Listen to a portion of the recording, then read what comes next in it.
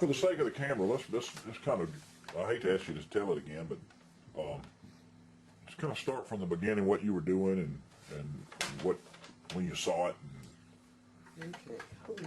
I had walked out on the deck at our cabin, and I heard our son coming up on the motorcycle, so I was looking over it. It was, our cabin's up and the road was down, so you look out over the road. And I saw him coming, and he flies by on his motorcycle. Well, then this creature was bouncing along behind him, like my opinion was he wanted to play. And Your son didn't see it? No, he didn't see him. And I said to myself, what in the heck is that? And I must have said it out loud because he stopped and he turned around and looked at me, and I was trying to figure out what he was, and he was, I guess, trying to figure out what I was, because we stared at each other a good minute. And he was how far from you? I'm not good with inches. Al, do you remember what Dick told you was? No, I don't remember. Well, how about if you look out Al's back window over here, okay, and you see the tree that's right there above the steps? Okay, the one in back of it. Okay, so the one's in back of it. Okay, where the spigot is, the water spigot? Right. Okay. Right. So we're probably 75 feet? Yeah. 75 feet? They're far. I can 75 see to brown 100, eyes. I can 75 see feet away. details, of his face. We just stood there looking at it. No, what it did look like? That's roughly 30 yards. You're about 30, 35 yards away. 30 or 35. Okay. Well, what did his face look like? Well, it was round. It looked kind of like. Al, what was the creature you showed me in the National Geographic? Do you remember? I said that's the nose. Oh, it was kind of a flat. The nose is flat. Yeah. Like an aboriginal, from Australia. Right. Or some of the apes have a real flat nose. So he had a really flat nose. Right. And you say the eyes were brown? The eyes Or were a brown. dark color, darkish. Or Well, just we brown. looked right in each other's eyes. So, but it was a distinct brown. Right. And you mentioned earlier that the as it was running, and this was almost like a jumping run. Yeah, it So was obviously loping. It was like it was playing. Yeah, but it was covering a distance because your son's going on his bike, and so this thing's behind. And he it, was covering going distance. fast. No, a loping run, would that be like... Skipping, like a Like a child would skipping? skip. Skip along as they're running, kind of do. Well, just kind of Bounding? playful, Bounding. I guess. Okay. Yeah, wasn't skipping. Now, Really. you said that you mentioned earlier Oh, that the hair. Yeah. He was going faster than what I thought he was because he had long hair and the hair was blowing back. But the whole body was covered in hair. Right. All except the face was kind of a black, smooth, just a small, like the cheeks. Would you describe it as grayish black? No. Or just dark color? Just dark. Like a darker color. Dark brown, maybe. Okay. Now the hair, was the hair any particular quality that stood out about the hair on the head? I always said like a blonde golden retriever. It was a lighter color. It's not really a true blonde golden retriever. It's kind of in between a retriever and a... But it had a highlights type. Yes. Yeah. Yes. Would you describe it more like a blondish red? Yes. Not quite a brown, but a blondish red. It's like a lighter colored. It wasn't real blonde. It was more reddish. Reddish brown. But it had highlights like a blonde. Now, could that have been? I mean, obviously, you said it was during the summertime, and could that have been highlights that might have been reflection of From the sun. from the filtering of the sunlight coming through the trees? Because you said It you could have have trees been, all over your property, and the driveway runs kind of through that part of the Right. property, so that could have been. So they weren't in the open, they were in trees. No, he was. No, he was on the road. We was have on a the private road that comes up there, and he was on the road. But there's trees around on the side of the road that are going to filter any sunlight, because you said it's pretty Right. wooded in Uh-huh. there, right? Right. How long did you make eye contact? A good minute. Just stood there staring? Yeah, just stood there staring, and then it dawned on me, my gosh, this isn't real, and my mother-in-law was in the cabin.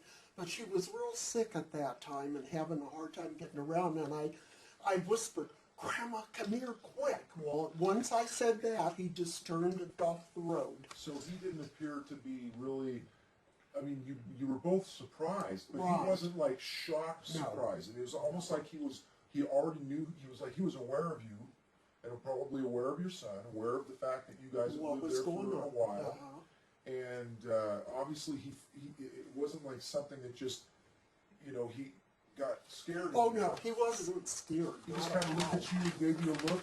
Now, would you describe being that you looked into his eyes and you could describe the fact that he's got brown eyes, would you say that there was maybe a curiosity, but also a friendly type of curiosity that you made that kind of eye contact?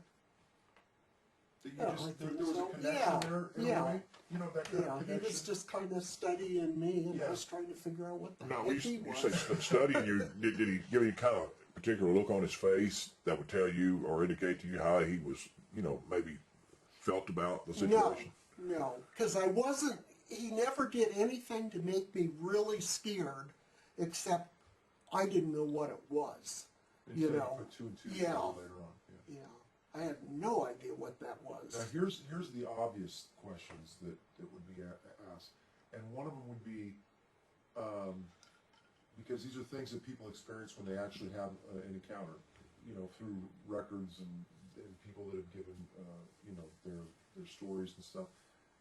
Did you smell anything kind of weird, like a skunky smell at all? No. The second question would be, did you find any prints on the driveway? Did you look? Oh yeah, when my son got up there, I said, "Did you see that thing fall on you?" And he goes, "What are you talking about? I didn't see nothing." I go, "It was big." And so he hopped on the motorcycle, went back down there, and I'm saying, "No, don't go until your dad gets here." He was probably more concerned that you were mad at him for barreling down that driveway without his helmet on. Really. But he went down and he looked, and then he went down and told my husband. Well, then my husband and father-in-law came up, and I directed him right to where I saw him on the road from the cabin, and it's all rock. Right. So there was no prints. And where he ran off to the side, you didn't see anything on the hill? No, Now, it's you all say, rock. you say he ran away? He didn't run. He just kind of took Bounded. his time. Moved off. Yeah, just moseyed off. He just moseyed. He didn't worry too much that he needed to get out of there. No, not at all. Not at all. See, But I never thought of he might have seen us before, like you said, because we had a good friend that lived a mile away in a cabin up there, and I would walk down and visit her. And sometimes I get this awful feeling that somebody was watching me, The chills? Yeah. That's, And- yeah. And it just, I never connected it. But maybe he had seen me and knew I was definitely wasn't. Do you think, since he was chasing a motorcycle, Well, he wasn't really chasing it. He was playing with it, is my look on it. what do you think he would have done? I mean, if I don't your son know. had just stopped? Yeah, that would have been real interesting. I don't know. That's what I told That's when you my really son. want to have the camcorder Yes. Oh my gosh. Well, No, yeah, interesting. You say you thought that he was young. How big was he? Well, all I can say is he was taller than my son, standing on the pegs of the motorcycle. He was standing up straight. My son was standing up. Oh, he on was the- riding, standing up. Right, because it's Ah. real rocky there. So he was big, even though he appeared to be young. Right, right. Wow. Which a real guesstimation, just from what I started in the beginning, would probably be between 7 and 8 feet. Well, That's big. Well, the interesting thing is that what you mentioned about your feelings, like you just had this feeling, like Yeah. you're being watched and a chill thing. These are things that have been reported from sightings before, that people had the same thing. Hair on their neck standing up. The feeling of being watched. and something that too, that John Green, I told John Green about her story after, and he said they have a report up north there somewhere where one was chasing a guy on a bicycle. And obviously you can climb easily. They didn't do it. But he didn't do it. Yeah, That's what puzzles me about what was on its mind. You It know, almost seems, I would imagine they would be just as playful as anything. well, that's what the Dogs, impression I got. dogs, coyotes, if you've ever watched certain documentaries, things like this, they're very, you know, even other animals they're just playful in a way. There's a lady, oh, I'm sorry. no, go ahead. Go ahead. No, I no, was just listen, wondering go ahead. myself. I was gonna say, there's a lady down in DuPont, I'm pretty she's dead now, but she told the story about these kids, her son, they raised them with, it was this kind of two-story or story and a half, somewhere or another. And her son's room was on the bottom, and he was shade over. Well, he heard all this noise. He's on darn pigs again. He's on the pigs in the yard. And he raised the shade up, and here he was face to face with a Bigfoot. Talk about a rude awakening. He hollered, and anyway, but then, to make it longer, they had some puppies. And the kids played with the puppies out there in the yard. And the puppies disappeared. Didn't find them. Oh, that's a shame. And days later, maybe a week later or something, they came back. Well, the puppies came back. Yeah, dead. Oh. Dead in the yard. But what it must have done, they saw the kids playing with it, so well, that'd be great. So then they starved. Yeah, not from lack of care. They brought them back. That's a sad story, but Yeah. But you know, there's also a side of that you have to look beyond that sad part of it, is that they didn't just leave them. no. They weren't just acting Yeah. like an animal by instinct and either ate them or, you know, whatever. Maybe they played with them a little too rough because they're you know, Strong. the theory is that they're very strong. But at the same time, if they weren't, you know, they didn't eat anything because they needed their mother's milk, right? So, but they brought them back in the sense of they wanted to, you know, maybe there's a spiritual thing there that they respect and they know that there's Well, I think death they and life, were, and, you know. they were sorry what happened. Exactly. They brought it back. I don't know. But anyway, that's the story. But I was that's reading very it. interesting because Well, no. that shows a very different is really going on here. That they understand that. In order for something like that to happen like that, and you can theorize about it all you want, is that the obvious is there. You know. I hope that you guys can make contact, business being with Brian Nelson. Oh yeah. Maybe the opening because there's down the river, particularly Pequot, a lot of stories down that way. And it's Where was that at? it's on downriver from Wichita going down. And Pequot is almost a primitive country because there's no, they don't even have telephones there yet. No electricity. No. How do you spell Pequot? P-E-K or I P-E-C-K? don't remember. I never could. P-E-C-K? W-N, I think. That sounds right. Pequot, and it actually sounds like it's spelled like it sounds. I have one more question.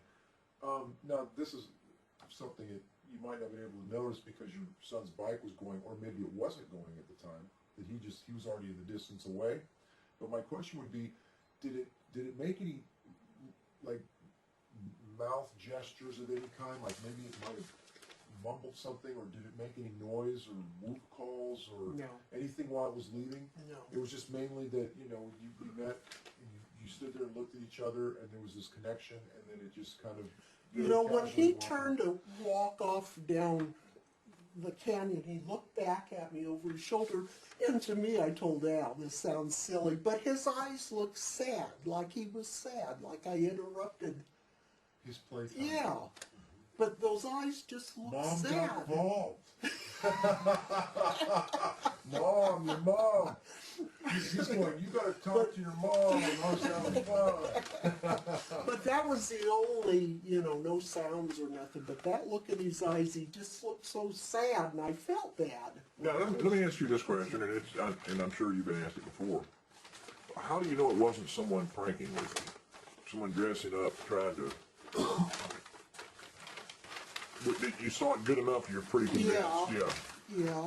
And the only reason that MK's asked this question is not to discount or that we don't believe you. It's just that we want to know what really made you feel that this was real and that you had that kind of a connection. Obviously, there's part of it is obvious is that you lived there for a number of years, so they've obviously were comfortable, in the area around you. But what really made you feel that this was a very special occurrence? That you were, that you believed that this Probably was, when he soldered off the way the arms moved. There was just something about it that wasn't human.